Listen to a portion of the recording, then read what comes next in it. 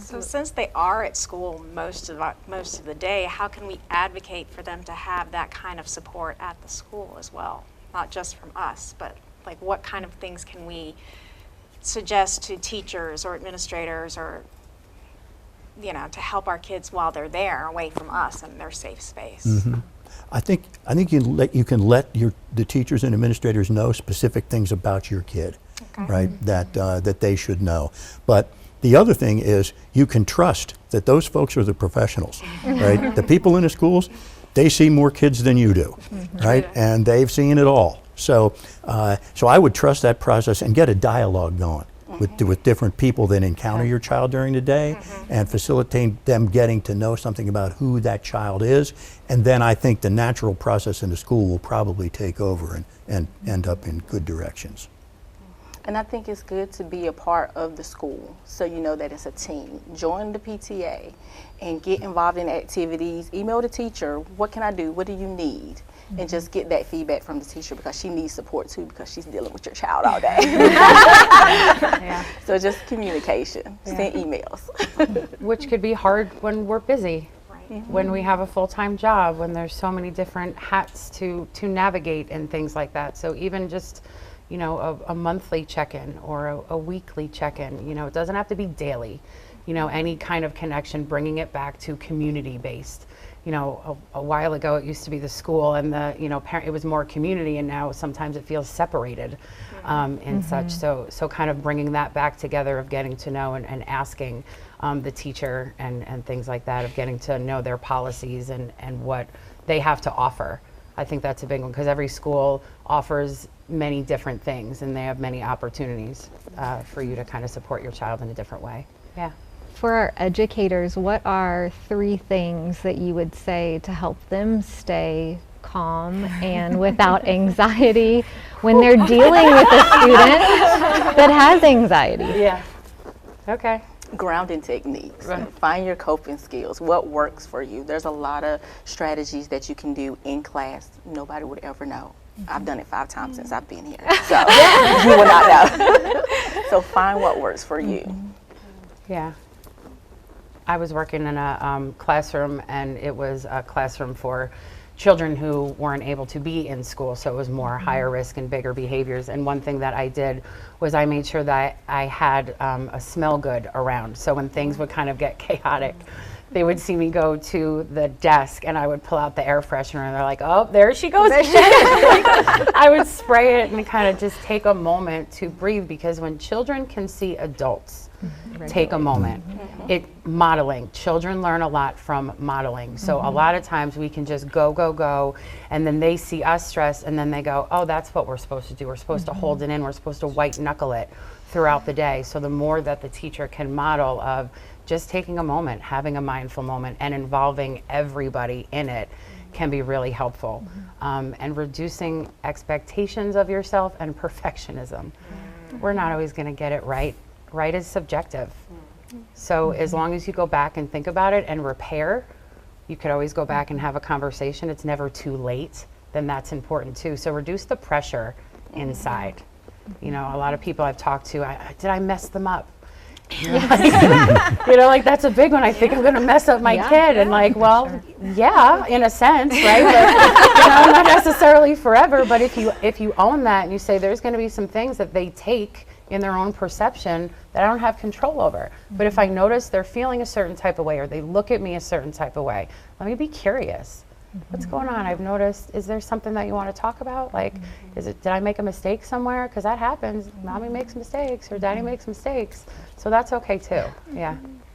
How do we as parents know when we progress past a normal worrying point of anxiety to somewhere that we need to seek outside maybe professional help? I think that I mean, there is some specific guidance for that, but the main guidance is that when you feel it, when you start to feel uncomfortable, that's the signal, okay? Trust yourself, trust your gut on those things. We can suggest things to look for, you know, related to, as I was saying earlier, changes in behavior, you know, changes in meal patterns, how much you're eating, losing weight, et cetera, acting out, any of that. But but those things can come later. Oftentimes you'll feel it first.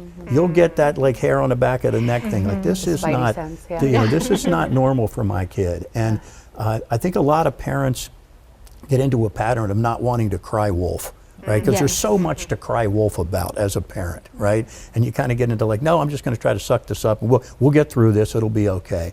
But I think if you notch that back a little bit and say, no, let me pay attention to how I feel. I say when you feel something is wrong, there's plenty of help out there.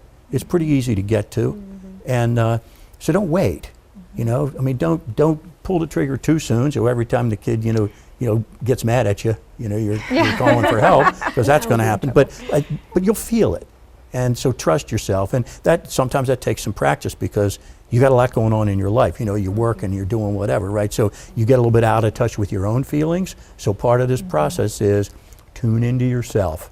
And as you do, then you can trust how you're responding to things and react to that. So I know that's kind of a vague piece of advice, but it's a really important one. Okay. I love that you keep mentioning that as parents we have to kind of be normal and remain calm in this change, and I wish that's something that someone would have said to me before she started kindergarten, because that has been tricky for me. Like, how do I find my normal in this so that she feels good and doesn't feel any stress that I may be carrying from this big change in our life? Yeah. So if I can reverse the process here, how did you do that? What did you learn? Well, I mean, I think I've just had to kind of let go of things. I think, at being the director of a school, she was with me since she was really little. And so trying to navigate that and not knowing everything that happens in her day has been really difficult. And so just kind of trying to let go a little bit and asking those questions when she gets out of school that are more specific, so that I feel connected to her day still. Without prying.